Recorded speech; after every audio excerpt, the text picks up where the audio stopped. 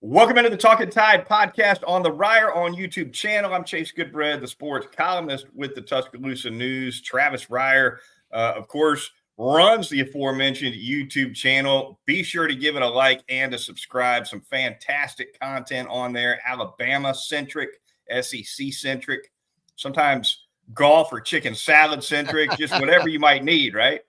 Well, I mean, you got to have your priorities right. That's Chicken right. chicken salad for me will always be right near the top. Good bread. Hard to Come on. beat. Yeah. Hard to beat. But Alabama, of course, wraps up the basketball season. That will be top of the show on Talkin Tide here this evening. The Crimson Tide falls in the Elite Eight round in Newark, New Jersey. 85-65, the final score, falling to the Blue Devils. We will touch on a little bit on the roster rebuild that faces Nate Oates now as he turns to portal season.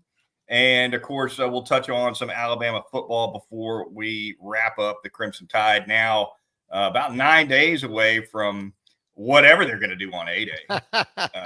I said on the show previous, just before us with Brent Beard, second helping, I said, maybe it'll be like a Battle of the Network Stars format from our youth, when right. You would have the TV stars on the different networks do Mm-hmm. obstacle courses, maybe some tug of war, bike racing, stuff like that. Maybe we'll get that.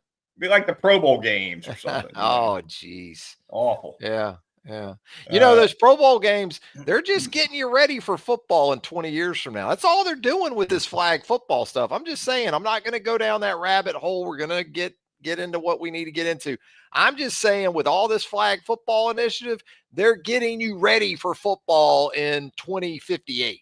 That's what they're doing. I'm just telling you, good bread. Well, I'll be taking a dirt nap by then. I won't have to worry about that. I don't think that's just fine with me. I don't want to be around for that. Well, yeah. We'll see. We'll see. Tex Tider, by the way, checking in here in the show chat. Good bread. Howdy, boys. Part 2. Yeah. Hey, what's up, Tex? Always good to hear from you. We'd love to hear from the rest of you too. You're welcome to chime in via the show chat because we are live. Good bread. We're live without a net. We don't tape these things. We do it live right here. Not a lot of production meetings either, but it seems to work out just fine. Yeah, the production meetings usually don't make the air. That's kind of director's cut. Or anything else sometimes. Yeah. I'm just glad you made it back from Jersey, Chase Multisanti, because you had some Chrissy, potential up there. You had some Chrissy, Chrissy Multisanti, and you didn't have Paulie, me, up there with you, to kind of corral you. So you were, but it's just glad you're back. And boy, what a run for Alabama basketball, back to an Elite Eight, Chase, and that's pretty much the standard now. We've heard Nate talk about that even in the days since that disappointing loss to Duke. I liked the draw for Alabama. I probably undervalued Duke a little bit, but the Blue Devils just absolutely better in just about every way in that Elite Eight. But give Alabama credit. The Sweet 16 performance should not go overlooked because historic in some ways. And again, back to the Elite Eight for a second straight year. It's like with Nate, we're seeing history almost on a yearly basis. Yeah, 85-65, the final score. Travis, Alabama just beaten by the better team flat out. It was a 9-point game at the half. Duke, I don't think Alabama ever led at any point in this one, but Duke up by 9 at the half. They close it out, win the second half by 11.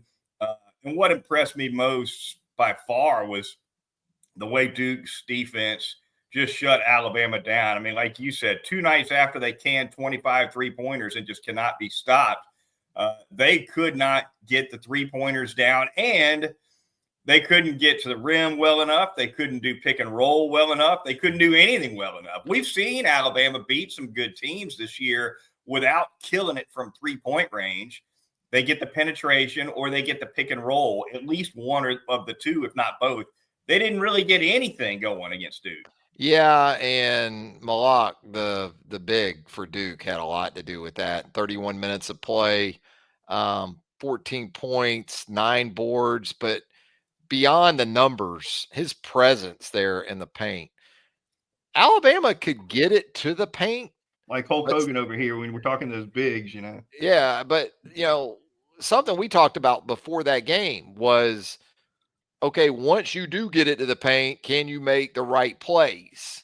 Because finishing against that Duke team with length really across the board and size across the board, it was going to be an uphill battle. So it was going to be get it to the paint, try to pitch it, and then knock down, create some open threes that way. Because we all knew, Chase. I mean, Duke was not going to play Alabama the way BYU did. No. Yeah, they weren't going to just say, "Oh, we're going to go under screens and we'll see if you can hit threes." Even if Alabama hadn't hit 25 against BYU, Duke wasn't going to play them that way. Mm-hmm. So it was a big challenge. You hate it for Mark Sears that really just a couple nights after a historic performance that it kind of ends for him like it did. It shouldn't take away from any of his accomplishments. One of 2 first-team AP All-Americans in Alabama basketball history. The list goes on and on. But I do think in terms of his big picture hopes or his big picture potential, it'll be something that's looked at closely because Duke's built more like an NBA team, I guess, and some of the problems they can cause of Mark Sears, certainly teams at the next level will be able to do it too. Yeah, no doubt. And I thought too, with regard to Duke's 3-point defense, Sears and Holloway just didn't look like they could. It was as though they were going to have to launch it from 25 to get it off. Yeah, and they should have. They should have at some point. They should have just started bombing because they weren't getting the penetrating pitch. So there was part of me in the second half that was like, if you get an open look from the logo, just get it up. And then maybe off the offensive board, a Diobati or somebody goes and gets it, and you get another off that. You get a second chance scramble play where you get an open look. But plus, when you're launching them from that far out, a lot of times the rebound is too long for Duke's 7-footer. Yeah, you get the long rebounds. So, but they, the only times we saw Duke give up 3-point attempts with toes on, right at the stripe were Aiden Sherrill, right? I think maybe Grant Nelson got a couple of those off. Shire said after the game that they made an adjustment after Sherrill hit a couple of threes early. Yeah, they did let Sherrill shoot it early. They didn't really come out and pick him up on those. But the guards weren't going to get a look like that. No. And they were going to send them into the paint, and the 7-2 big was going to be waiting with that 47-foot wingspan. And if you can finish over that, props to you. But Duke's connected too defensively. You got to give their coaching staff a lot of credit. You beat the first guy, there's another one coming. There's another one waiting. And then you've got a guy like Cooper Flagg as the future number 1 overall pick that's taking charges. I mean, when you got guys like that making plays like that, you're in a pretty good place defensively. I think, and look, overall, Flagg ended up getting his production. But if you would have told Nate Oates before the game that Cooper Flagg was going to shoot 6 out of 16 for the night, I think he'd have taken it. But what did we talk about before the game? You almost wanted Flagg to have a 35-point game, because if he had 35, that probably meant Malak and Knipple and Proctor and some of these other guys weren't getting theirs, but those other guys did. The 3 guys I mentioned, the big Knipple especially, Proctor, I think he had 21. They combined for 52 points. Between those 3 guys. And that's why Flagg only had to have 16. Right. I mean, yeah, you're right. In some ways, you look at Flagg's line and you go 16 and 9, 3 assists. We can live with that. Yeah. But the problem is Duke's got other guys, that Knipple is an NBA player. Yeah. He's 6'7". You saw him firsthand up close. He showed it. Yeah. He's a big time guy, and he gets after your ass. Right? I mean, he's not worried about it being pretty either. No, no, it was a great all-around performance by Duke, the better team. I didn't get the sense that Alabama could have beaten Duke on another night. I mean, if they'd have played 10 times, I don't know if Alabama would have won more And than if one you'd or have two, told me that really. before the tournament, I would have argued with you. But after watching that game, now look, every game's different, but the matchups weren't going to change. No. And that was probably the biggest problem. And especially if you were going to make Alabama play 2 nights earlier and then in, 48 hours turn around and prepare. And boy, I mean, to be on that Alabama staff and have to come up with that scout for Duke in that sort of tight turnaround, I don't envy that. Whoever that was on that staff, God bless you.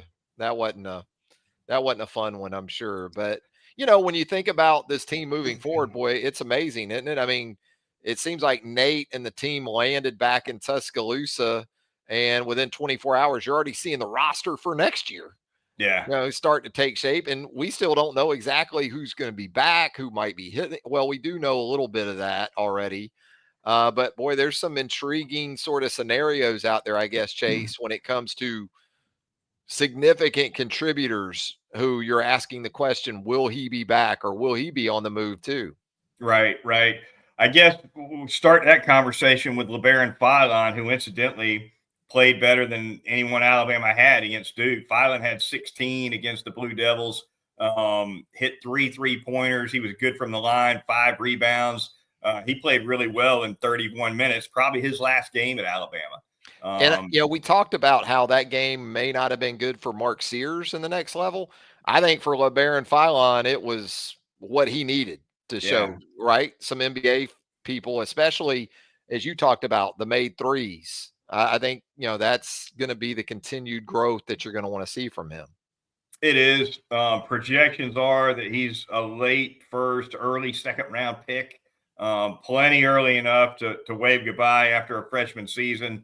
And when you take, if you presume he's out, right? Sears is gone out of eligibility. Same with Nelson. Same with Amori. Same with Youngblood. There's your 5 starters, right? So starting 5 is basically gone for Nate Oates. Who else do they lose? I want to say the portal closes. The portal's, I guess it runs a little longer than the football portal, right? So that's still got a ways to go, I think. But could be some other guys jumping into the portal as well. But if you're Alabama, I get maybe the bright side is that you've freed NIL money up, right? Because the 5 you're losing, we're certainly getting paid pretty handsomely, one would assume. And so you could transfer, just kind of shower that cash on the. Well, those guys you got coming back, they know what those guys were getting. Yeah, they do. Yes, they do. So, you're one of these guys coming back. You say, look, I would like Grant's money. And Nate goes, no. I mean, it's fascinating, dude, when you think about the negotiation process now that's going on. Yeah. In college basketball. It's crazy. And because those guys know. Latrell Wrightsell, how about his comments? Well, I don't know. That was something. He knows what Mark Sears got. He said one thing one day and something else the next. I caught him in Cleveland on the day he decided to make his leverage play. Maybe the money got right. But at any rate, that'll be one to watch. Diabate's got to be a priority. Yes, Holloway's got to be a priority. Diabate's as valuable as anybody they got because they don't really have another one of him. Right. Like you can look at some of these guys and, in terms of physical attributes, skill sets, and kind of pair them up and go either ors in some of these scenarios with what potentially is still on the roster. But for me, I don't know of another Diabate on their roster, that does the things that he can do. And also still has a emerging skill set. We saw him with the 3-point shot this year, kind of take a nice step in that regard. So Mo D to me has a lot of value to them. I would think, Got to get him back. Holloway is got to be a priority. I like Cheryl. I think Cheryl as a freshman. I think Holloway and Cheryl and Diabate are the 3 for me. Mm-hmm. And I know Darian Reed has immense potential. What does Jaron Stevenson do? Right. These are some of the either ors that it feels like are out there too with a couple of these guys, right? Pretty much as soon as Alabama's plane landed as well, Travis, they get word on an incoming transfer from Bucknell as well. Yeah. Noah Williamson, a 7-footer, 250 pounds, averaged. He was the Patriot League Player of the Year. Averaged 17 and a half and 7.5 for the Bison last season. And he's pretty much your new instant Amori, is he not? Well, yeah, he's a little bit more of a space occupier. He is a 7-footer. And he can give you more legitimacy from outside, kind of like Aiden Sherrill. He's not a 40% 3-point shooter or anything like that. And we'll wonder how that translates because the 3 didn't really translate with Grant Nelson, like he had hoped it would when he got to Alabama. Right. This guy is a little bit above 30% from 3, but I think you have to honor him as a potential 3. He's good enough that if he steps out there, you gotta come out. You might let him take one, but like Sherrill, I think Sherrill, the next thing for him is going to be putting the ball on the floor from out there because teams are going to start coming out there now. He's put some he's put enough on tape to show you he's going to get better and better from out there. But I think what you'll like about this guy is he's back to the basket some too, which is interesting because we haven't really seen much of that. You gotta feed him. You got if you want him to give you some of that, then you gotta feed him. You gotta feed him. When I saw this guy's YouTube, I said, "Boy, this is a Goodbread guy. Back to the basket." I mean, he's not dynamic, and he has played in that sort of high ball screen stuff, which is good because he can roll off of it, and you can throw it to him at the rim. But also he can just flare to the 3-point line and knock that down. I'm not saying it'll be a consistent thing, but he can at least pose that threat. He's not a prolific shot blocker, I would say. Statistically, that kind of backs it up. But yeah, I mean, you needed to replace some size with the guys you got moving on, 2 in particular. You do, and like you said, Sherrill's shot. Really, he kind of seemed to dial it in from deep. He obviously not a whole lot of attempts, but he can stroke it from out there. I got a little bit of a fundamental issue with 7-footers shooting threes only because, and look, I understand the philosophy within Oates' system is if you got an open 3 and you're green lit to shoot threes, then you got to shoot that shot. I understand that, but who wants a shot going up 20 feet from the basket when your best rebounder is 20 feet from the basket, right? That's part of it too. Yeah, it is. But I like Sherrill a lot. I think as a freshman, to me, the next step for Sherrill is a little more quickness. I thought his reaction, offensively and defensively, maybe a hair slow as a freshman. That's the next step for him. And I think that's big for him in this offseason with strength and conditioning. What does his body do between now and October? That'll be something. Yeah, I agree wholeheartedly with Sherrill. As much as anything, that's the next step for him. Does he take a stride or 2 physically to become more of that all-around player and a little more twitchy and dynamic? Yeah. All right, absolutely. But Oates will build it back. Oates has got a lot of confidence. That was at the end of the Duke game. That was my question to him. Just, you talk about how you're going to be right back again next year. Love the confidence, but when you got to tear the roster apart every single year, not just Oates, but every coach, how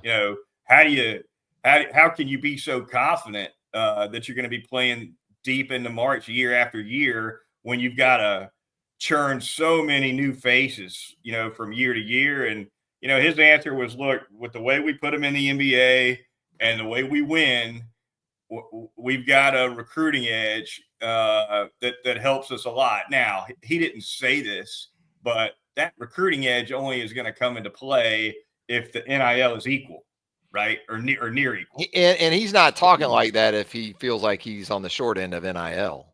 That's true too. Because as we've talked about, I know everyone else and Alabama fans, I get it too. I mean, new arena, major overhaul of Coleman, whatever.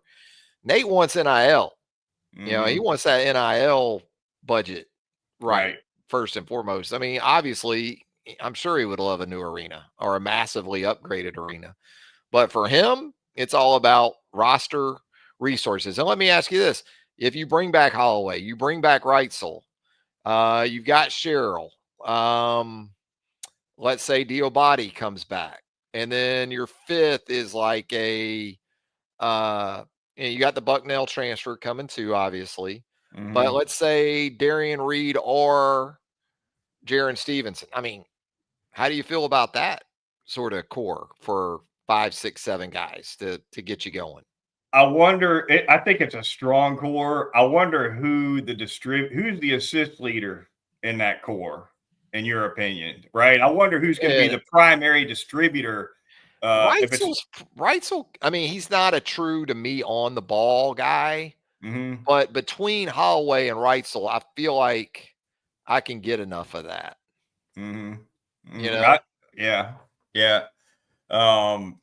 They can both pass it. I think if I remember correctly, Reitzel was a low turnover guy last year for Alabama. So he can handle the ball. Distribution wise, though, obviously, I don't think either one of them are a Sears. No. And Sears is hard to come by in that regard. So the ball could stick to Mark some too, though, at times. So the flow wasn't always probably what you'd want it to be. And you just accepted some of that because you were going to get a lot of good stuff out of Mark Sears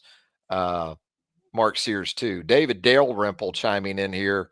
Chase in the comments says he totally agrees about Cheryl, Holloway, Diabati filling from there. Is that for you in terms of prioritizing the returning roster? Yeah. That's it. That's on the ball. That's my big, and that's my glue in Diabati. And a monster 3-point shooter in there too, which you got to have as part of your core. But yeah, absolutely. Okay. I think that's. I think he's pretty much on the money. There is David Dalrymple. Talkin Tide podcast on the Reier on YouTube channel. Be sure to give it a like and a subscribe. Travis, let's jump into the football realm now. Alabama steaming through spring practice now. I guess just a few sessions to go. Scrimmage upcoming, and then of course A-Day will be on April 12th. Sounds like Ty Simpson is. I'm not gonna, who knows how firm the lead is, but it certainly sounds like he's the primary quarterback right now, from what I'm hearing, and it makes a lot of sense. He's the one with the game experience. If you're Kalen DeBoer, you're coming off a 4-loss season. It's real hard to put that ball in the hands of a true freshman at quarterback. And I do think Austin Mack is still maybe a little bit more of a projection potential-wise, as opposed to a guy who's, ready to let it rip and be the best he can be. I think Mack might need a little bit more time in the cooker. So Simpson, I think, is going to be the guy. Yeah, right now. I would be surprised, though, if he wasn't right now, and I think the thing that's going to be interesting to watch too, if it continues to trend this way, is quarterback depth. If Keelan Russell ends up being the 2 and Austin Mack's the 3, right? Which is interesting because Austin Mack, as we know, came over from Washington with Kalen DeBoer and now Ryan Grubb. He was a Ryan Grubb, Kalen DeBoer eval. So this wasn't an inherited guy.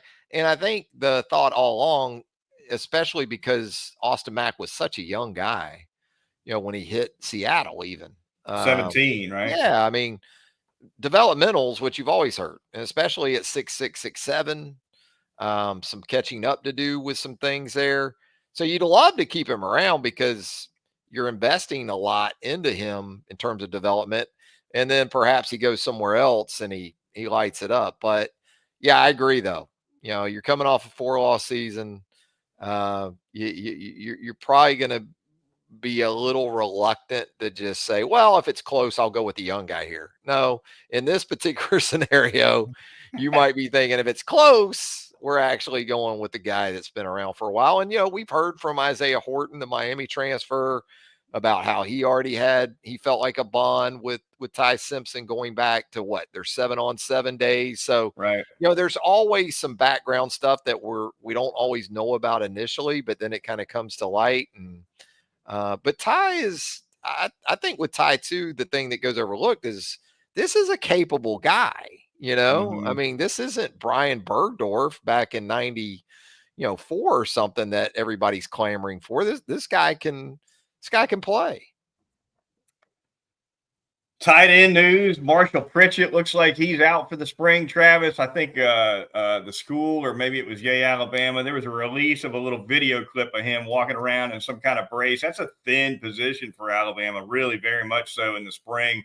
Obviously, Danny Lewis Jr. has been out in the spring as well. It's really been Josh Cuevas and